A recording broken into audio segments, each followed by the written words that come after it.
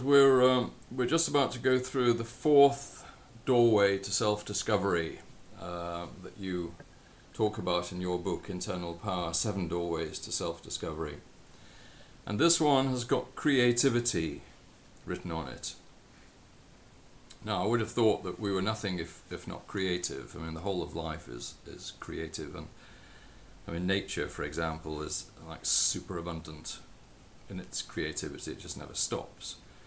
But I kind of think that perhaps you're going to say that we still need a bit of self-discovery when it comes to our own creative potential. I mean, this is despite the fact that surely we're at the very pinnacle of creation in this world of ours. But perhaps we have some way to go. Is that your approach with this? Well, it certainly is part of that initial awakening process for me. The creativity aspect, as I share it, comes from the understanding that I didn't recognize my creativity. I didn't recognize how creativity was in every aspect of my life. So certainly, you and I probably share a very fundamental understanding now of our creativity. But if we go back to a time period, early on when we say are either involved in school and ritual, and some kind of career activity versus a ritual going on, something that is much more habitual and routine, it's very easy to forget that in every moment we are actually creating. We're using the power of our imaginative thought, our imagination and our willpower to actually manifest the things that we're doing in life. And one of the significant challenges we face is that when we get into routine, when we get into habit, when we get into an outer focused way of looking at life, we tend to suppress and even in many ways snuff out the recognition of our creativity. We literally just follow what we did the day before and the day before that, and then we plan based on that into the tomorrows and the tomorrow after that. We are generally not thinking and feeling and recognizing and being creative in this moment. And obviously in this present moment is something that we talk about frequently in these conversations, this moment where we're physical, emotional, mental, and spiritual all at one, and we can actually affect choice. The self-discovery process is that bringing together of that recognition on a constant, regular basis so that we are mindful and aware, conscious of the fact that we are creating even in routine, so that we are more involved and engaged in choosing more consciously each step of the routine, for example. So creativity in routine, creativity when we move beyond routine, and that's really something that I'd like to explore in this opportunity, is to talk about when we recognize that the creative nature is there, then how can we create beyond the yesterdays? How can we create beyond what we were taught, what we learned, or even in the present, the suggestions and the people around us who may not recognize their creativity, how we can go ahead and essentially explore and discover many, many more facets of creative nature within us than we may be currently giving ourselves the opportunity to explore. Okay. So what sort of thing, for example, would you describe as a creative process in our own lives when it comes to our day-to-day activities, for example? Well, we really need to recognize, as we've been doing, this internal conscious awareness of our thoughts and our feelings, to recognize that in our thinking process, in our conscious inner awareness, we have imagination. We have enormous, infinite imagination. And in that exploration, we already use components of imagination, but we tend to limit it very specific and very immediate to current experiences and memories of past experiences. We tend to look at life through a very narrow creative eye that says, well, I go to, say, my office, this particular road this way every time. Even though getting in the car and getting on the road and driving to that location has its routine and habit, in each moment we have a creative opportunity to be more present. We have a creative opportunity to go a slightly different way. We have a creative opportunity to enjoy that experience beyond its routine nature. We can also do that in our household. What we typically take as tasks and things that we seemingly have to do to maintain, our home and our relationship with the people and items in that home, we can actually become more conscious and more present and more aware of how all of it is an act of creation. Mm-hmm. I think it's the stimulation, this recognition, this reconnecting to our natural creative nature that is so important, because we tend to forget when we are interacting with things that already exist, roadways that already exist, and buildings that already exist, and homes that are already there, stores where we can already buy things. We tend to really forget our true, capable, creative nature. It's as simple as reminding ourselves that, say, before the house that you're living in right now, before it was a house, what was it? It was a series of materials. It was labor, that brought it together, resources of a variety of types. And before it was that, it was a blueprint. Somebody had to put together some kind of plan in order to create the house the way it exists now. Before it was a blueprint or a plan, what was it? It was an imagination. Somebody had the idea to place the house you live in right on that spot in that form on some level. And then by having that imaginative original thought and then liking that thought and desiring that thought and putting the energy into that thought, then it drew together the plans and fine-tuned it and finessed it. Then it brought together the resources, the monies, the labor, the timber, the plaster, all the things that were necessary to build it. And in a way, it even attracted what eventually became you in order to live in it in the time period that you have it, because it exists, people are able to experience it. Mm-hmm. So we need to remember it's in that imaginative idea that we live within the framework of the life that we live in. So the potency isn't in the building that you're living in. It isn't in the home.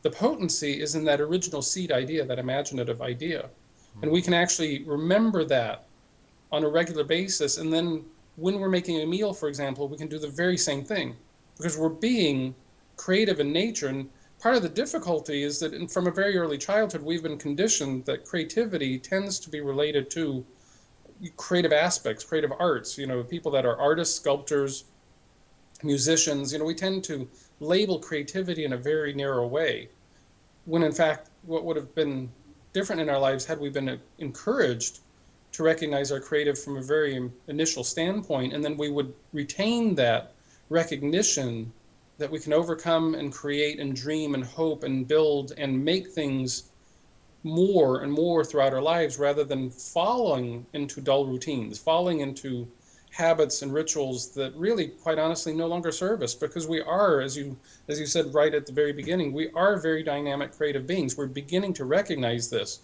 We've seen in the past century alone an exponential explosion of creative natures. And, part of that is conscious, but what would happen if we would actually be much more conscious and actually discover our own innate creative potential? Because many of us still on the planet rely on other people's creativity, and we aren't necessarily lending our potential to that whole process because we may not recognize our creativity. Making a meal, brushing our teeth, simply doing the very natural day-to-day things are part of that creative process. If we can expand our understanding of creativity, then what else can we create that we don't currently even give ourselves the opportunity to consider as a possibility? How much of our imagination is being absorbed and used in contemplating fear, for example? Contemplating yesterday's guilt, the shame of some past event. If we're using this moment and our contemplations, our imaginations are on really negative limiting potentials, then we'll continue to create negative limiting potentials in our outer reality. The same process is going on constantly. So the whole idea of self-discovery is to awaken to this magnificent creative power that's residing right within us right this moment. Mm-hmm.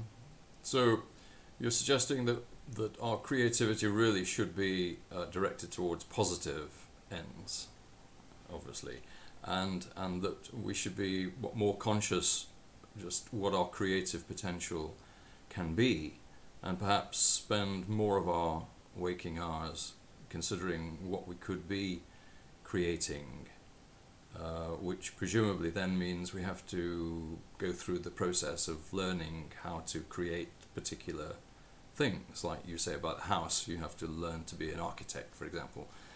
You have to learn to be an artist or a songwriter or something like that. I mean, this is something that we probably should be spending a lot more time doing in our lives. I would say more being the creative nature. Let's back up for just a moment, as you mentioned the positive thinking versus the negative thinking. As we discussed in previous conversation about positive thought, let's, rather than, because there's such a heavy connotation on negative thinking, positive thinking, right, wrong, good, bad. That's really, that is not the broadest perspective we can gain at this particular juncture on our discovery process. It's more likened to negative thinking being limited thought, positive thinking being unlimited thought. And I think if we look at it from that standpoint, we may use the labels of positive and negative, but think of it as limited thinking versus unlimited thinking. When we open up to positive, unlimited thinking, we move beyond the fears and the doubts. We move beyond the worries and the concerns. We move beyond the limitations. And therefore, we open ourselves up to ideas that we would have never contemplated under limited thinking. In other words, we're constantly having imaginative thought.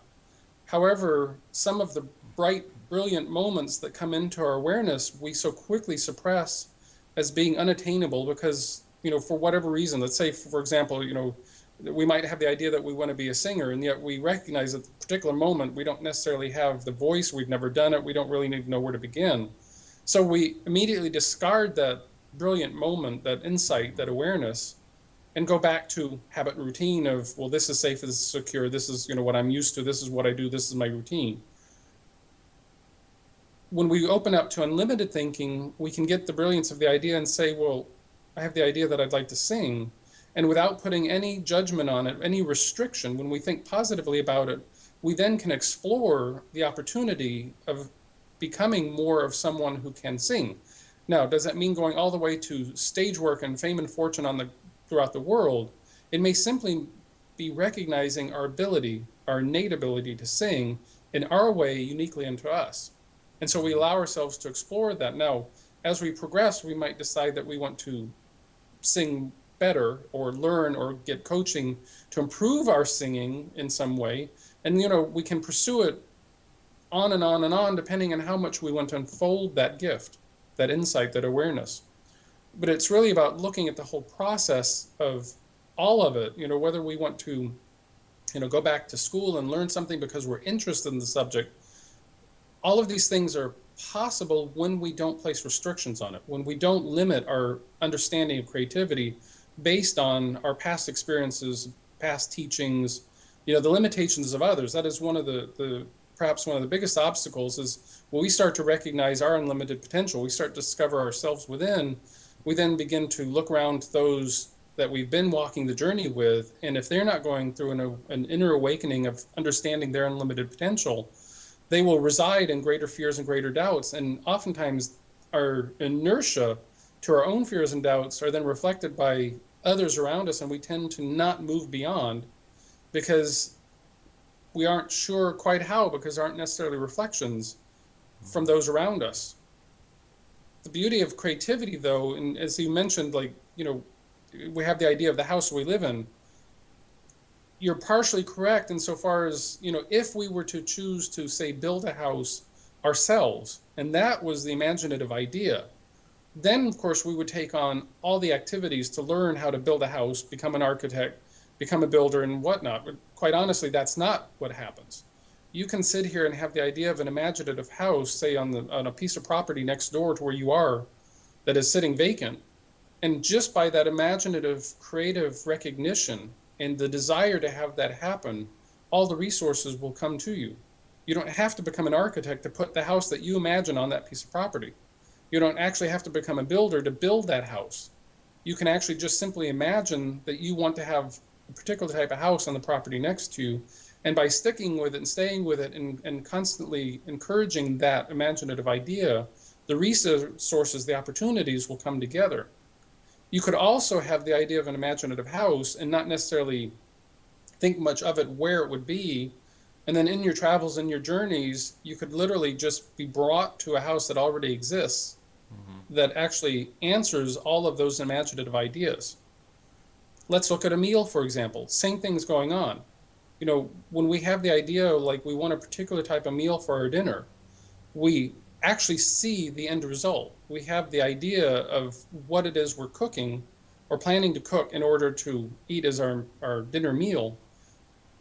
From the point of our imaginative thought to the end of that picture, we end up gathering all the ingredients. We end up gathering all the tools, the pans, the ovens, whatnot that we're using. And over this process, we end up pulling together everything that we need in order to manifest that meal the way we see it. And then we have the meal. So imagination is going on a regular basis. We could also have the idea of an imaginative meal, and rather than going into the kitchen, we go to the local restaurant, and the restaurant will actually prepare the meal for us. Does it really matter whether we went in the kitchen and did all the work, or that we went to a restaurant and the plate just literally materialized on our table? So the idea of creativity is far broader and much more magical and magnificent than us doing all the work. It's the idea that by recognizing these brilliant, insightful ideas, generally of the heart, and as obviously the self-discovery process, as we're looking at it, is really moving from more out of the logic and more into the heart. And when we come to from the perspective of the heart, we really do manifest things based on the recognition of unlimited potential. And then that unlimited potential, we refine and we further understand, and we discover more and more just what our personal potential is. And that's the part of the self-discovery where we begin to recognize how much of the life am I living is based on what everybody else is doing and everybody else has told me and everybody else reflects back to me, and how much of my life do I wish to create consciously. Because understanding creativity, the benefit to understanding our creative nature, is so that we can actually expand our current experience into much more joy, much more freedom, much more things that sing to our heart, literally. So the process of discovering our creativity starts in this initial phase where we may not recognize we're even creative because we don't see ourselves labeled that way. Then we begin to understand that, well, of course, every imaginative thought is a creative opportunity. And then we begin to say, well, what do I choose to create? Now we've all of a sudden taken ourselves from this place of reacting to outer world and conforming to outer world to recognizing our brilliance within, and then finding out what that brilliance is, finding out what that potential is, finding out what we really choose to create. Now, what will that do as an impact on the world? Because if we're coming from our heart, chances are very good that we're going to be creating for the benefit of all. When we're constantly reacting to our outer circumstances, chances are we are creating from doubt and fear, and we're limiting not only ourselves, but we're limiting the experiences with everybody we're interacting with. So the self-discovery is really kind of igniting that remembrance of the creative nature of who we are. Mm-hmm.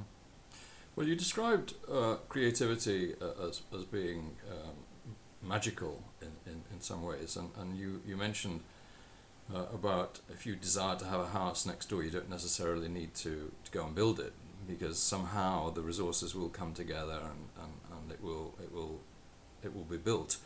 Now, is that something which is genuinely magical there, or would the process be rather more mundane seeming than magical, in the sense that if you desire to have a house and perhaps mentioned it to other people or put the land up for sale or something like that, then the process would somehow work itself through with your own impetus behind it, and a bit similarly to a meal. You desire to have a meal. I mean, for example, just last night, one of my neighbours was making a meal for his wife who was due back, and he said, "I haven't got any gravy granules. Have you got some?" So I was able to supply the gravy granules. Now, that's a kind of a mundane example of where you desire to have something and you find a way of making it happen. Now, is that what you're talking about, where actually the process is fairly what you might call mundane, or is there genuinely some aspect of a magical thing going on, which is perhaps where your creativity taps the whole of life to enable the process to actually manifest. Yes and yes. Oh, good. And I say magical in the sense that, you know, from our limited perspectives, we tend to think when things come together, we don't always recognize the unseen forces that bring it all together. You know, anybody that has really created a tremendous success, say, for example, in business, you know, would have a genuinely difficult time saying, like, exactly how did all of it happen, because they do a fair amount of, say, thinking, feeling, and take steps towards that goal, and yet there's so many other influences that need to come together in order to bring it into fruition. Let's take our meal, for example. You know, when we have the idea, the picture of a meal, and, you know, say particularly like some fruits and vegetables or a variety of vegetables on our plate or something, we can have that image and we can think of the grocer, we can think of the places where we typically pick up the ingredients, the vegetables and the seasonings. But there's a bigger process going on. There had to be a farmer with a vision to grow that carrot that we eventually buy. There had to be someone that was willing to transport that carrot from the farm to the grocer. There had to be somebody that had the idea, the creative imaginative thought of how to create a vehicle that could go from point A to point B to do this.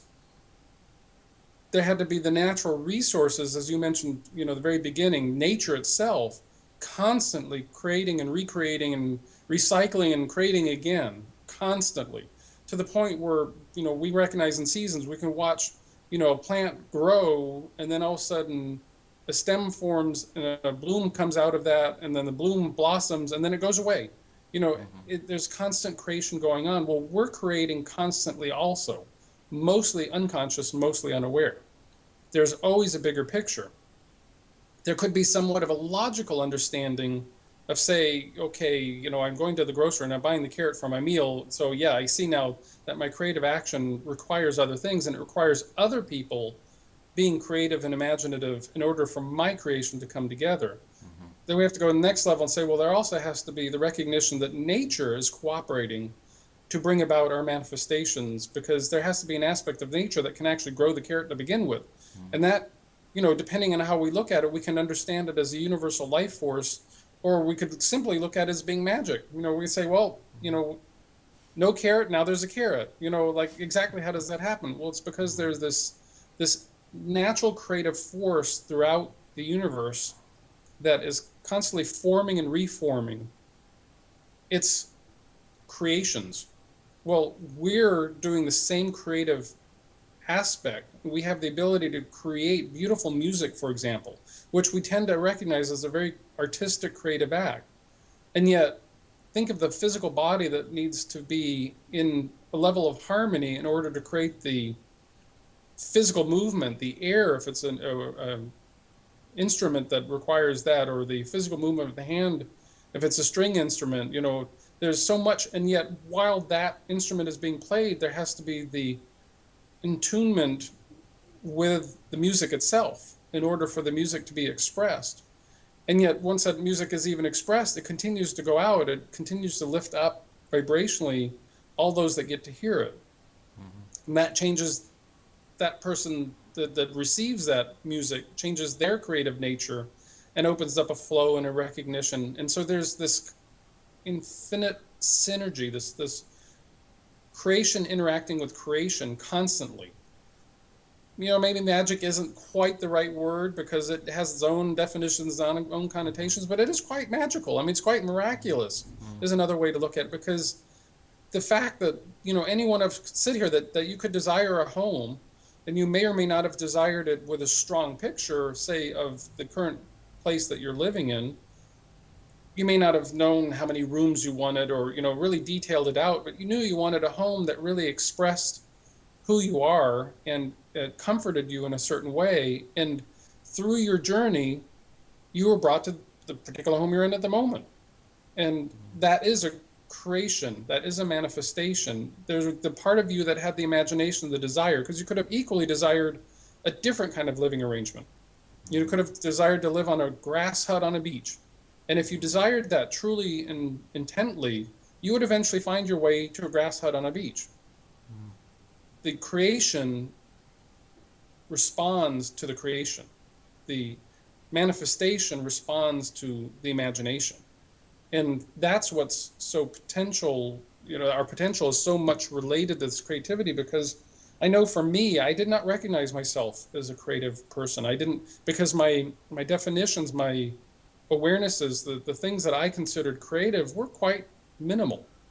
And the idea of like going out and mowing the yard didn't seem to be in any way, shape, or form part of a creative act. And yet I always, when I was done, would stand back and admire the yard that I just mowed. I'd finesse it. I would do the little extra things that made it really look nice.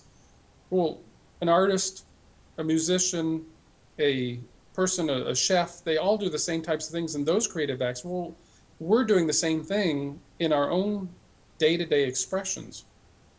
We can take this into our living, our relationships, into our community. We can take this into our work environment. I mean, when we begin to recognize ourselves as creative people, then it opens up choices. It opens up new opportunities that we may not have recognized before.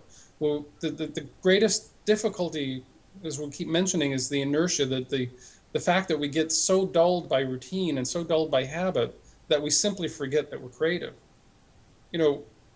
When we come from that standpoint, we create very limited. We don't really create for the benefit of all. We don't recognize the synergistic harmony with nature. We don't recognize our interconnectedness and interdependence with other creative beings. We simply think of a meal, and we put together a meal, we eat it, we don't even really think much about the whole process. But when we come from a creative understanding, we relish every moment.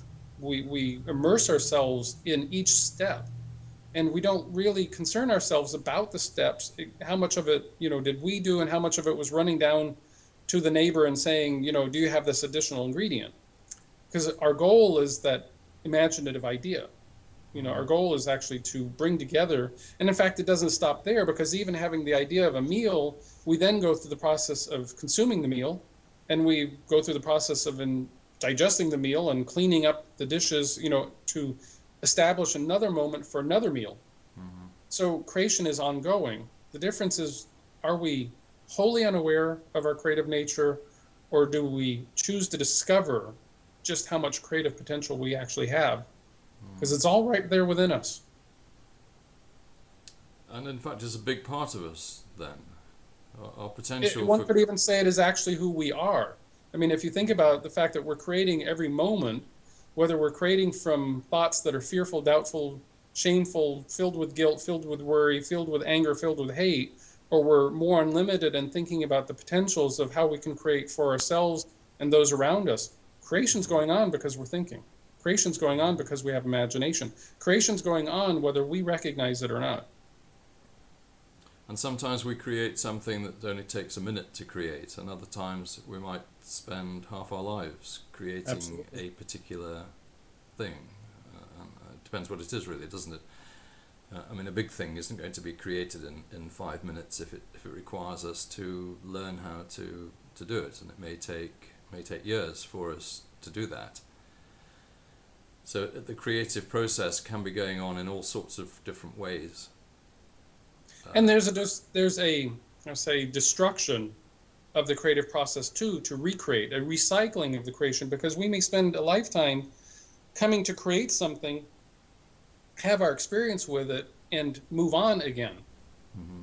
And that creation will take on a life of a different nature with somebody else that either wants to be involved with it, or it may literally be torn apart so that something new could be created on its space. Mm-hmm. Creation is a constant movement of creation. It's a constant opening and expansion of creation. And the idea is that, if rightly understood, we are not attached to any of our creations, then the joy of creating itself becomes the journey. We are perhaps creating things with goals in mind, but they don't end just because we've created them, because once we've created something, we can then either interact with it and have more of an experience with the physical manifestation and therefore expand even more, like eating the meal. It's not enough to create the meal, but if we actually then eat the meal, we get to expand our experience because now we're actually ingesting it and tasting it and having an experience with it. Creation is far more grand and magnificent and all-encompassing than just the simple goal of a particular item or particular piece. In fact, the idea of creativity, rightly understood, is that recognizing our creative nature, the joy comes in the creation, not necessarily in the manifestation. The joy comes in the whole process of imagining, desiring, manifesting, imagining again, desiring, manifesting. It's this process that just the idea of being able to create. One person could create one piece of music and that would be enough. Another person will create music throughout their entire lifetimes. One person may create a business and that may be enough, and they may get great joy throughout their lifetime simply participating in this business. And another person may want to create a business and then create another business and then create another business because they get a different type of joy in the creation process. When we are more conscious of our creative nature, though, that's when we begin to recognize that there are infinite resources that come together to make the creation, that our imaginative thought helps coalesce, magnetize, bring together all these potentials, that many more facets are involved than just our imaginative creative thought.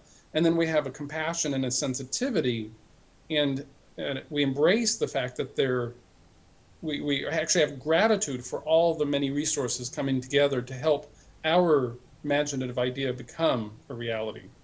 And then, hopefully through the self-discovery process, when we recognize that our creativity is the same potential in another person's creativity, as we cultivate it for ourselves, it brings us great joy to cultivate it in others. And now we're working together rather than working separate. Now we're working holistically rather than dependently or independently or at odds with others. Now we tend to be more like nature. Nature works very synergistically. Nature works with all parts of nature.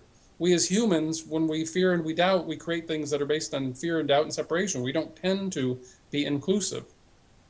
When we start to recognize our creative nature, that it's in us and it's in nature itself and all parts in between, then we begin to have much different perspectives in so far as having gratitude and compassion and understanding.